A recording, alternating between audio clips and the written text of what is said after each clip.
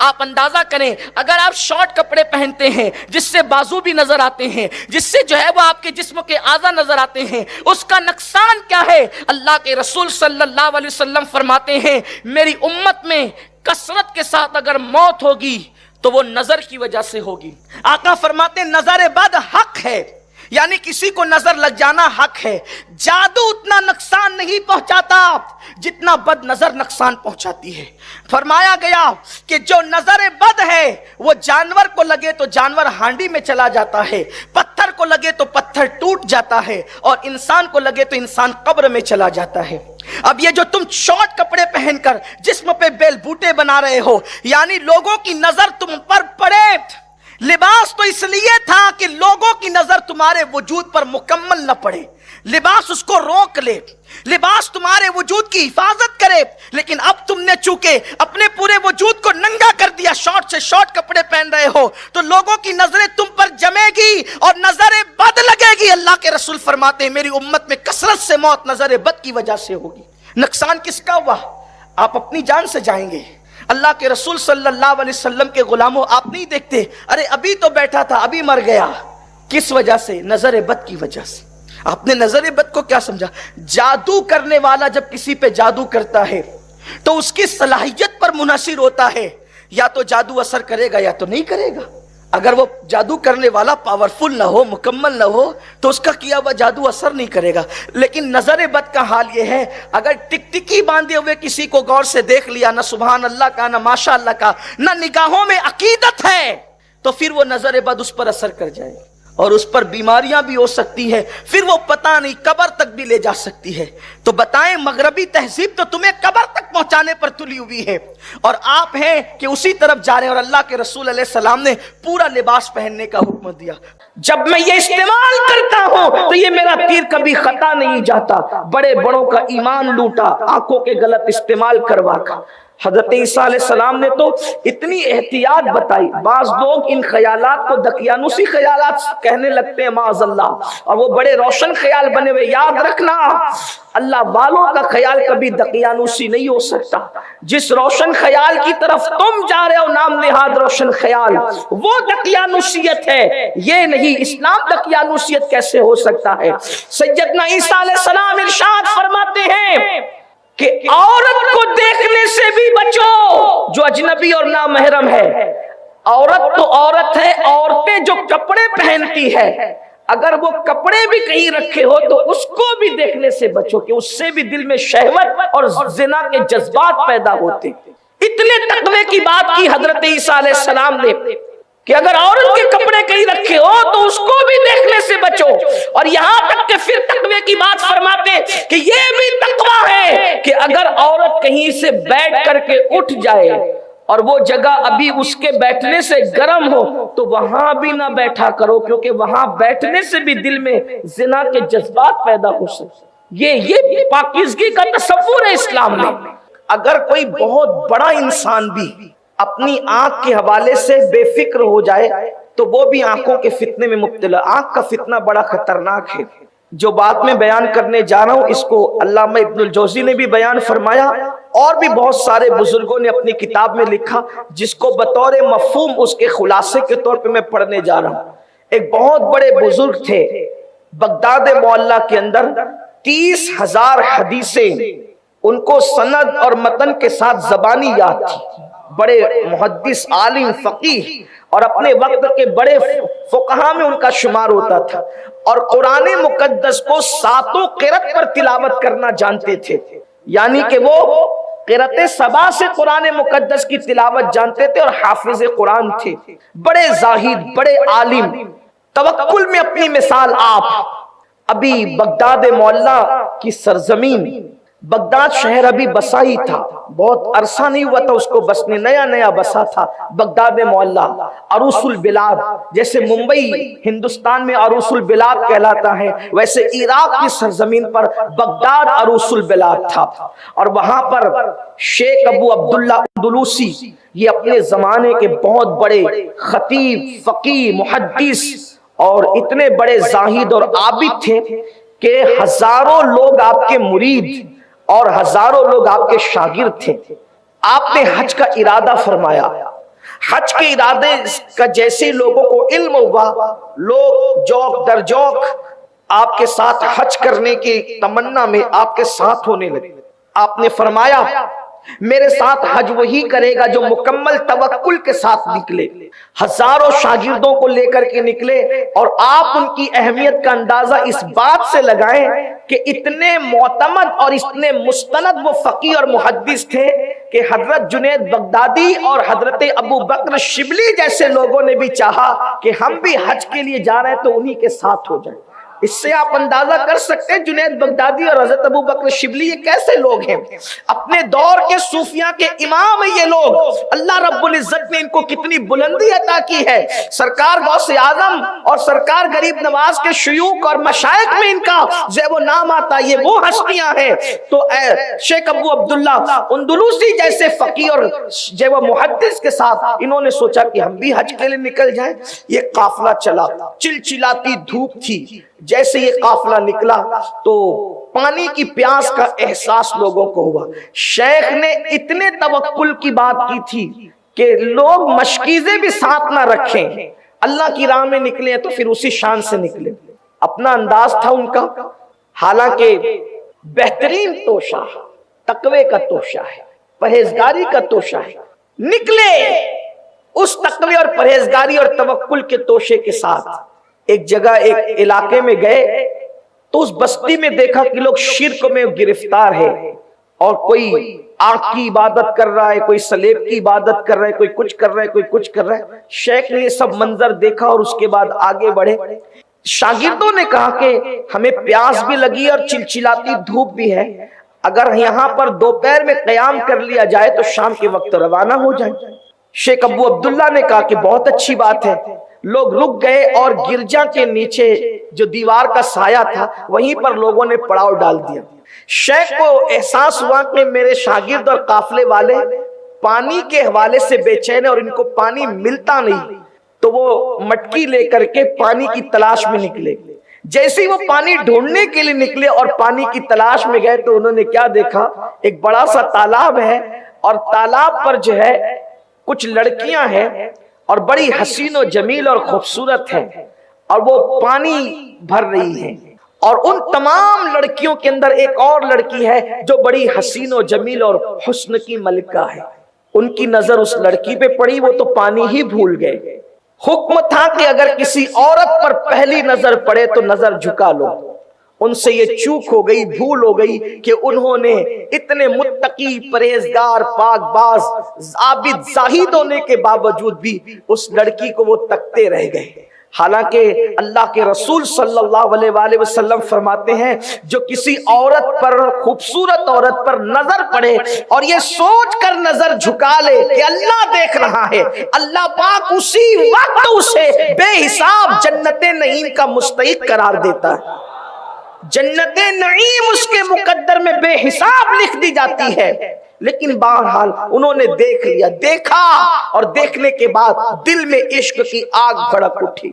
اللہ رب العزت سب پر رحم فرمائے۔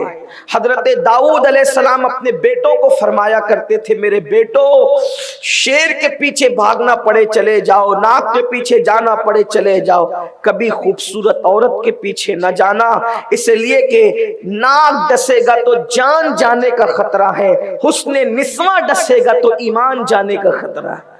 یہ وہ ڈسن ہے جس سے ایمان جانے کا خطرہ ہے۔ آج میری قوم کے جوانوں کو اسی راہ پر لا کر ڈال دیا گیا۔ فلموں میں لڑکی بے نقاب، بے حجاب، حتیٰ کہ ننگی کی جا رہی۔ سب سے زیادہ فلم وہ دیکھی جاتی ہے جس کے اندر ننگا پن زیادہ ہوتا ہے، عریانیت زیادہ ہوتی ہے، سب سے زیادہ وہ تصویریں دیکھی جاتی ہے۔ اللہ اکبر۔ شیخ عبداللہ موسوی تو یہاں تک فرماتے ہیں جو عورتوں کو دیکھنے کا عادی ہوگا پاپ کی نظر سے، اسے تیار رہنا چاہیے کہ مرتے وقت اس کی زبان پہ کلمہ جاری نہیں ہوگا۔ اس کی زبان پہ موت کے وقت کلمہ طیبہ جاری نہیں ہوگا۔ اندازہ کریں جو عورتوں کی صورت اور چہرے دیکھیں مرتے وقت اس کی زبان پہ کلمہ جاری نہیں ہوگا۔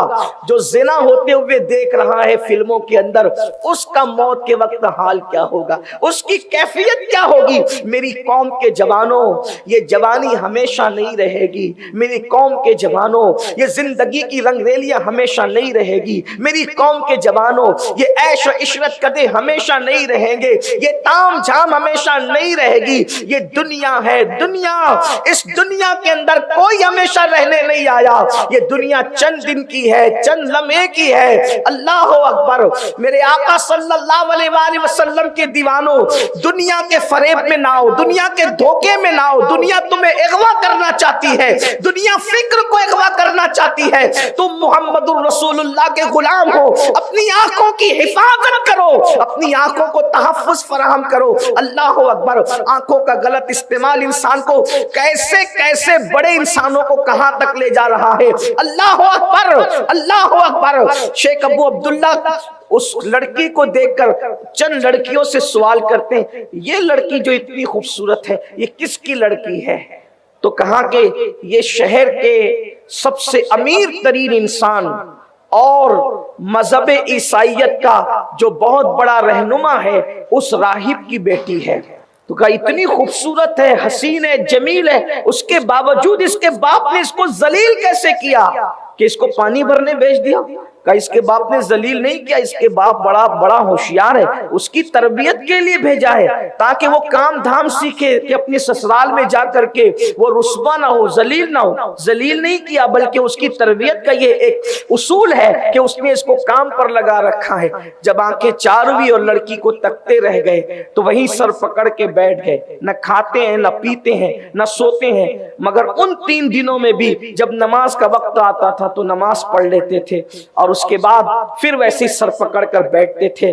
حضرت سیدی شیخ ابو بکر شبلی فرماتے ہیں، یہ ہمارے سلسلے قادریہ کے مرشدوں میں سے ہے جن کے بارے میں ہم شجرے میں یوں پڑھتے ہیں، بہر شبلی شیر حق دنیا کے کتوں سے بچا، ایک کارک عبد واحد بے ریا کے واسطے۔ اللہ اکبر۔ ان کے پیر و مرشد سید الطائفہ جنید بغدادی نے آپ سے فرمایا بہت دیر ہو گئی بیٹا، شیخ کو جائے ہوئے ذرا خبر لاؤ۔ جب وہ تشریف لائے تو دیکھا کہ شیخ تو سر پکڑ کے بیٹھے ہیں، وہ عابد زاہد متقی پرہیزگار جب شیخ کے پاس پہنچے، اتنے متقی کے پاس شیخ ابو بکر شبلی کہنے لگے شیخ کیا بات ہے؟ شیخ نے بات کہہ دی کہ حضرت کیا کروں کہ میں اپنے دل کے ہاتھوں ناکام ہو گیا ہوں۔ ایک لڑکی پر نظر پڑی، مجھے چاہیے تھا کہ نظر جھکا لیتا، فتنے سے بچ جاتا، ٹک ٹکی باندھ کر دیکھتا رہا۔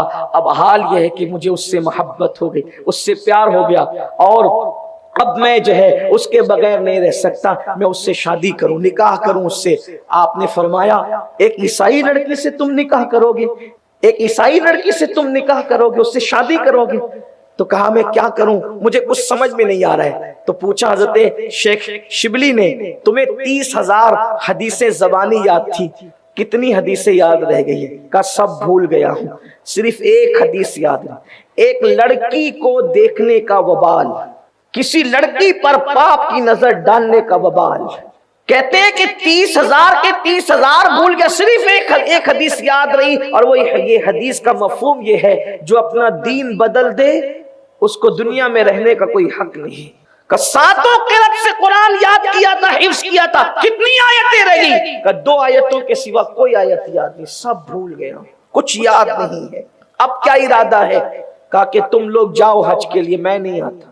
سفر حج سے رک گئے، سفر حج سے رک گئے۔ دنیا یوں ہی نہیں عورتوں کو ننگا کر رہی ہے، دنیا یوں ہی نہیں مردوں کو معاذ اللہ کبھی فیشن کے نام پہ، کبھی کسی نام پہ، کبھی کسی نام پہ عورتوں کی محبت میں مبتلا کر کے یوں ہی مشن سے نہیں ہٹا رہی ہے، مقصد سے نہیں ہٹا رہی ہے۔ دنیا جانتی ہے جس دن مسلم امہ کے جوان اپنے مقصد کو پہچان لیں گے اس دن دنیا کی کوئی طاقت ان کو زیر نہیں کر سکتی۔ اس لیے ان کو شراب و شباب میں مبتلا کر کے اپنے مقصد سے بے روزانہ کر دو تاکہ یہ اسی کے اندر جو ہے وہ اللہ اکبر ٹامکٹوئیاں کرتے رہے اور اپنے مقصد کو کبھی پہچان نہ سکے. مگر اے مسلم جوان اپنی ذمہ داری کا احساس کر, اپنے کردار کو پاکیزہ کر, اپنی نگاہوں کو پاکیزہ کر, اپنے دل میں سوز پیدا کر, اپنی نگاہوں میں پاکیزگی پیدا کر, اپنے خیال کی تطہیر کر. اللہ اکبر, دیکھ تو صحیح کہ کیسے بڑے بڑے کس طرح گندگی کے اندر اللہ اکبر ملوث ہوئے صرف نگاہوں کی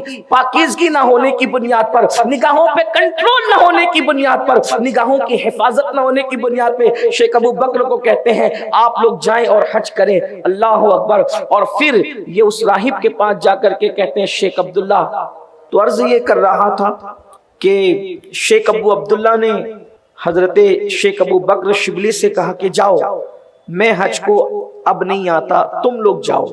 آپ حج سے رک گئے. بدنگاہی کا وبال, آنکھوں کے غلط استعمال کا وبال, حج سے رک گئے.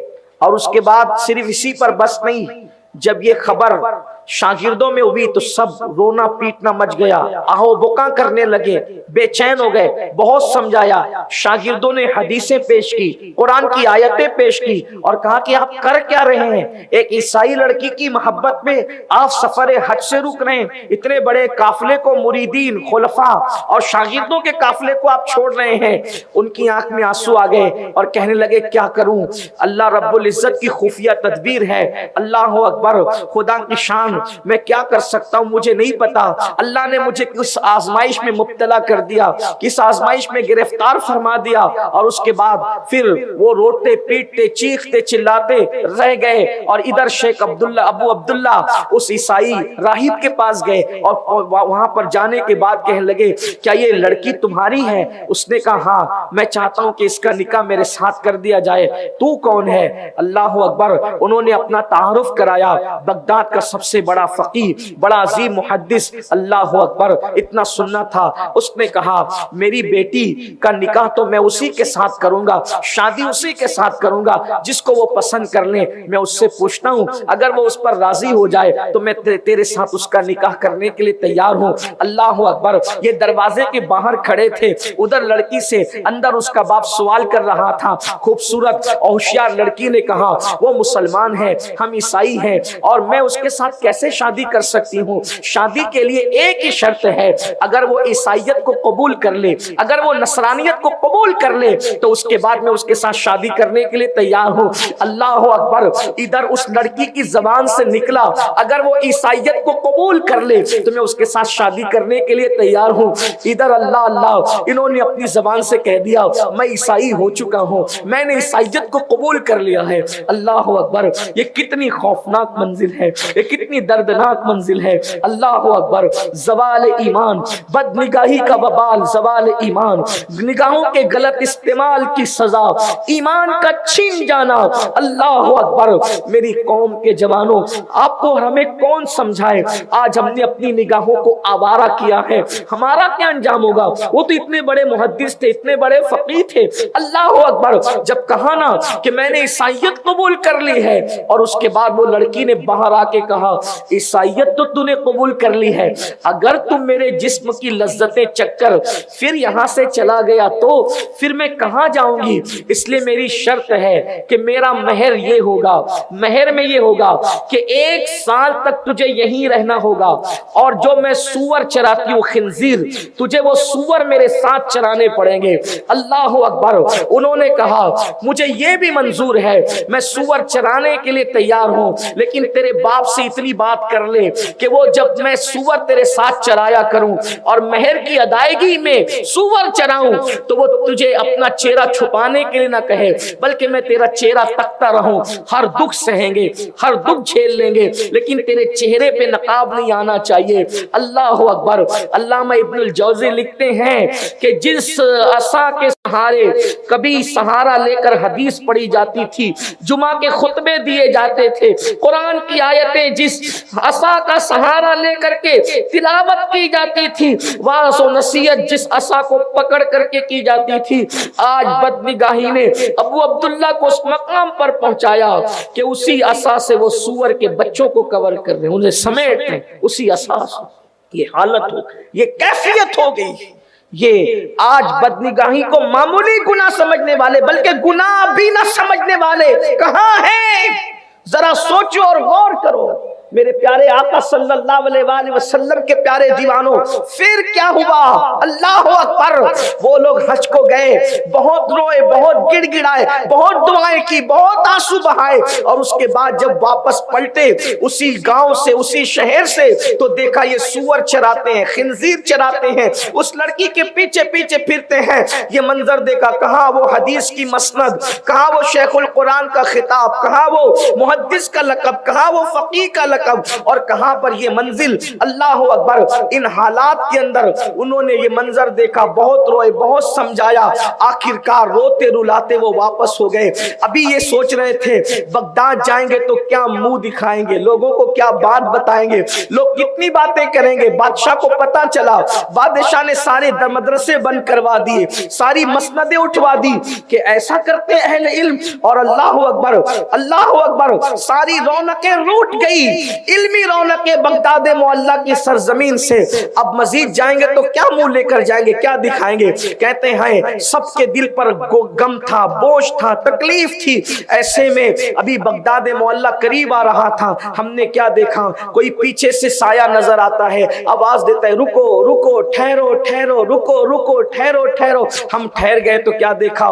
وہ نہر میں غسل کر کے باہر آتا ہے، اور آنے کے بعد بلند آواز سے پڑھتا ہے اشہد ان لا الہ الا اللہ واشہد ان محمدا عبدہ ورسولہ، اشہد ان لا الہ الا اللہ واشہد ان محمدا عبدہ ورسولہ، اشہد ان لا الہ الا اللہ واشہد ان محمدا عبدہ ورسولہ۔ اس طرح سے وہ پڑھتے، ہم نے دیکھا تو کوئی اور نہیں تھا، وہ شیخ ابو عبداللہ ہی تھے۔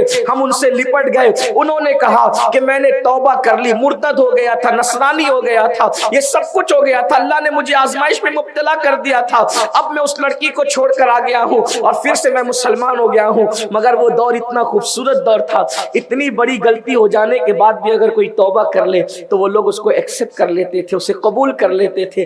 آج ہمارے یہاں تو اگر کوئی چوری سے توبہ کر لے تو پھر بھی اس کو چوری کا طعنہ دیا جاتا ہے، اگر کوئی زنا سے توبہ کر لے تو بھی اس کو زنا کا طعنہ دیا جاتا ہے۔ اللہ اکبر! اگر کوئی سود کے دھندے سے توبہ کر لے تو بھی اس کو جو وہ پھر پچھلے گناہ کا طعنہ دیا جاتا ہے۔ اگر کوئی داڑھی منڈانے سے توبہ کر لے، بے نمازی پن سے توبہ کر لے، جس جرم سے توبہ کر لے، پھر بھی طعنہ دیا جاتا ہے۔ سن لو، توبہ کرنے والے کو کبھی آر نہ دلانا، طعنہ نہ دینا۔ اللہ کے رسول صلی اللہ علیہ وآلہ وسلم فرماتے ہیں جو کسی سچی توبہ کرنے والے کو اس کے گناہ پہ آر دلاتا ہے، اللہ اکبر، اس وقت تک آر دلانے والے کو موت نہیں آئے گی جب تک وہ اسی گناہ میں مبتلا ہو کر کے ذلیل نہ ہو جائے۔ چونکہ وہ لوگ علم والے تھے، تقوی والے تھے۔ شیخ ابو عبداللہ کی اس غلطی پر ان کو سینے سے لگایا توبہ کے بعد، اور پھر اسی شان کے ساتھ چلے، مسندیں سجنے لگی، مدرسے کھول دیے گئے، سارے معاملات بھلا دیے گئے۔ آخرکار ایک شاگرد نے پوچھا حضرت آپ ایک لڑکی کے حسن میں آخر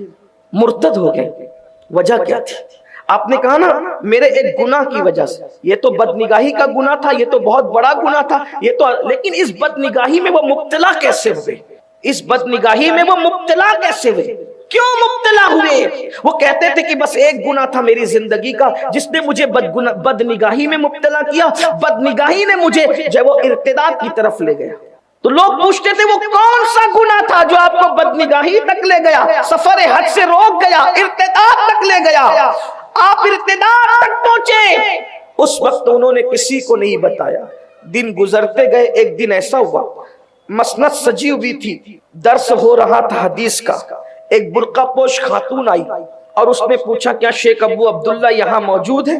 لوگوں نے کہا ہاں موجود ہے، مگر تم کون ہو؟ کہا ان سے کہو کہ میں اسلام قبول کرنا چاہتی ہوں، ملنا چاہتی ہوں۔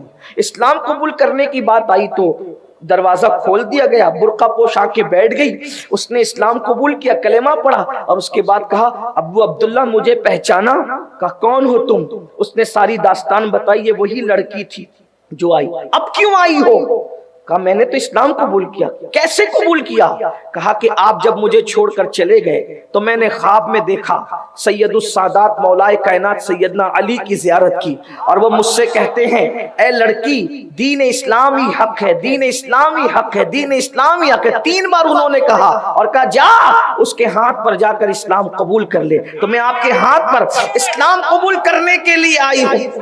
یا رسول میں آپ کے ہاتھ پر اسلام قبول کرنے کے لیے آئی ہوں، مسلمان ہو گئی ہوں، اور مجھے یہ بھی کہا کہ تیری وجہ سے وہ اتنے بڑے فتنے میں مبتلا ہوا، اب تو اسلام قبول کر اور جا کر کے اس سے نکاح کر لے تاکہ تیرا حسن بھی اس کو نصیب ہو جائے۔